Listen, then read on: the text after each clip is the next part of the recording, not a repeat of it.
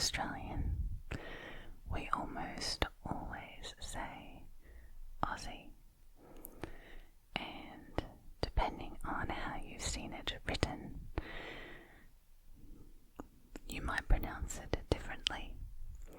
I know I've heard, especially Americans say Aussie, but it's Aussie, Aussie, Aussie, Aussie, Aussie, Aussie, Aussie, Aussie, Aussie, Aussie, Aussie, Aussie, and that's what I am. I'm an Aussie. So that is our first word for the evening. Obviously just means someone who is Australian. Now I have the list here on my phone, which is why I have to wear my glasses, because I need to be able to read the words. So they are in alphabetical order. Let's move on to the next A word, which is arvo, arvo, arvo, arvo, arvo, arvo, arvo, and that is spelled A-R-V-O,